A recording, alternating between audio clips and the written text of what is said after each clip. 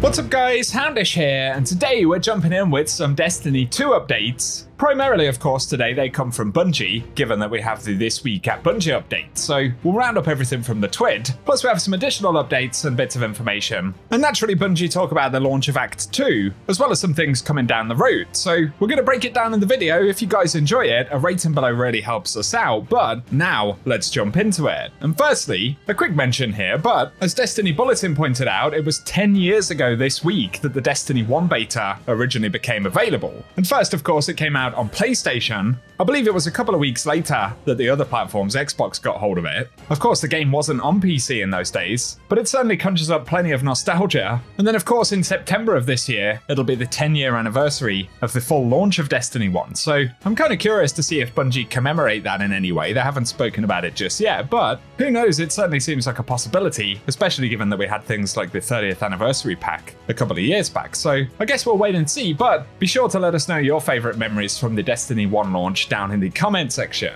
Other quick updates though, and firstly Bungie points out that they fixed an issue with the Siege Break set of gear, which of course is a reprise set added to a bundle, I believe in the Eververse store this season. There were some issues with that, where certain players didn't actually get access to what they'd purchased, but in case you were affected, be sure to check the special deliveries kiosk in the tower. And lastly, Bungie did confirm last week that they fixed issues with reputation boosts in Crucible, Vanguard, and Gambit, but keep in mind they are planning some reputation bonus weeks for the Ritual playlists in the future as a form of make good on the issues, so that is something that we'll be seeing shortly. Up next though, another update from Bungie, and they've said, we've identified an issue where Havoc hardware is being featured alongside normal hardware settings in the Crucible Labs node. Both are currently displayed as normal in the node selection, but Havoc hardware is the second option as identified by the Havoc rules modifier, so that's a good way of identifying a game mode, of course. Next though, they say they will be looking to address this in a future patch. Until then, they are happy to hear feedback on both of the modes, and as a reminder, Crucible rep is increased in labs. So some extra bits to bear in mind right there.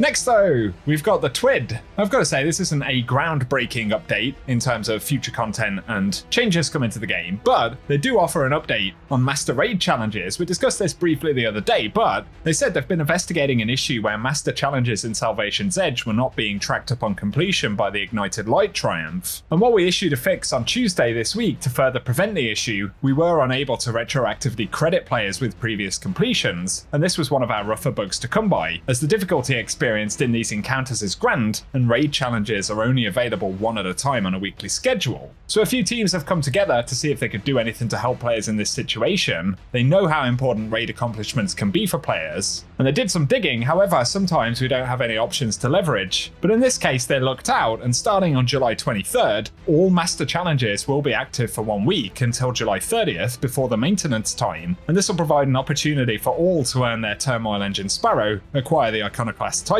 and earn some additional adept weapons along the way. So if you are after the raid challenges, that's something we're going to get next week, which is in itself useful, I suppose. So keep it in mind. And next up, another thing worth mentioning, but they've identified a strange favor issue, and they say with the release of update 8007, we introduced an issue that impacted the functionality of the strange favor buff acquired from Xur. And while the buff does appear on the character screen and can be reacquired to keep the buff streaks going, bonus strange coins are not being granted as expected when completing ritual activities. So this issue should be resolved next week in update 8008, so another patch next Tuesday, and they're currently investigating granting all players a bundle of strange coins as compensation for earning fewer coins than intended while the issue is active. This offer will be available in a future update and will be claimable once per account, but the work needed to implement this has yet to be completed, and they'll have more specific information on when this grant will be available to players and for how long at a later date. So kind of a weird one there, but I suppose at the very least, players are going to get some free strange coins by the sound of it, so that is something. And otherwise there is a known issues section, so some newly added ones, and that includes focusing Echo armor engrams at failsafe without having any armor unlocked in collections awards nothing while consuming the engram. So don't do that. Also, double kills do not progress the Triangulation Pathfinder challenge. These Pathfinder challenges just seem to keep being an issue. And additionally, some players are persistently experiencing a subclass unlocked pop-up after already unlocking all subclasses, and reprised Trials weapons do not count towards the Trials Collection badge. They're also investigating a variety of vendor icons continuing to flash when there is nothing for a player to claim from them, That's definitely an annoying one when you're cruising around the tower and various different vendors are flashing at you, not in the crude sense, although it's kind of annoying. But also, players with a passage of ferocity can become locked out of Trials of Osiris after 3 losses if they exit quickly after the match, requiring a card reset before they can launch into the activity again. So those are new known issues. There are always plenty of them. We'll have to see what we get in terms of updates next week and the following week by the sounds of it, because Bungie were referencing the July 30th maintenance timeline. So maintenance on a Tuesday, while Bungie haven't specifically said it, does appear to be the norm now, so that is joyous. Otherwise, those are really the gameplay related updates from Bungie this week. So otherwise, they talk about the Bungie Foundation and they say, Guardians, mark your calendars for July 25th at 10 AM Pacific, when the Bungie Foundation will be hosting a live stream on the Twitch channel to broadcast the semi-finals and finals of the inaugural 7th Column Chaos PvP tournament. More details about that are in the TWID, so I'll link it below, but they point out there's still time to donate and earn this year's awesome slate of incentives, including the Graphite Daydreams emblem and the Disciple Shell and Lubraean Luxury Shader Bundle. There are some cool items there, to be fair. And otherwise, they talk a little bit about GCX, which was formerly GuardianCon, the Destiny community event, taking place in Florida, and this will be kicking off once again this year on August 16th and 17th. They say DMG and Cosmo will be there, along with a bunch of other folks from Bungie, but GCX will be offering a shared dream emblem for anyone who donates $60 to St. Jude's Children's Research Hospital during the charity marathon. So if you like the look of that emblem, you can get more details about it via the donation page for GCX. So that's linked below as well. And otherwise, there will be another Bungie bounty starting on July 23rd,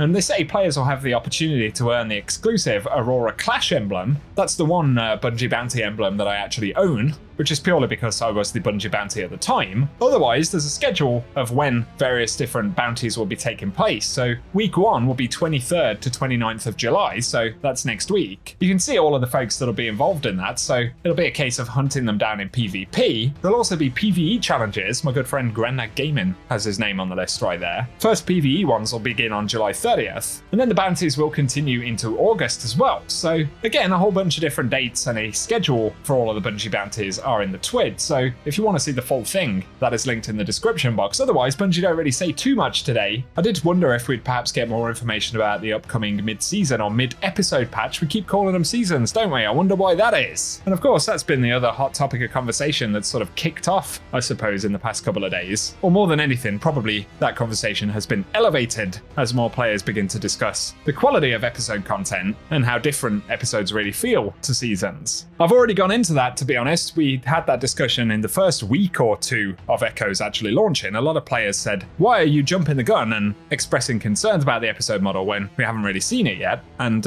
I'd highlighted the fact that we hadn't really seen it yet, but there were early concerns about how this was going to pan out. And lo and behold, 4 or 5 weeks later, and that conversation has really hit the mainstream of the Destiny player base. There's always going to be player drop-off after an expansion, Final Shape being a very big one, which overall was a very successful expansion, but moving from Final Shape back to season content really, which is ultimately what we're getting, with the exception that episodes do actually bring more content than seasons and more updates, which to Bungie's credit, that is true, you can't really argue that. But it's the style of the content, I suppose, and the similarity between this and seasons in general. And I guess repetition is probably the key word overall. Give us your thoughts on episode 2, episode 1, act 2. My goodness, it's very confusing on these different terms. We'll see what Bungie have to say next, but for today, that's what we have to speak about, so I'll leave it there. If you found the video useful, a rating really helps us out. You can get subscribed if you want to see more Destiny content, or you could just tell me I suck in the comment section. Do what you like. Vibe it out. Otherwise, cheers for watching. You're still here, I guess. I appreciate you. I hope you have an awesome day.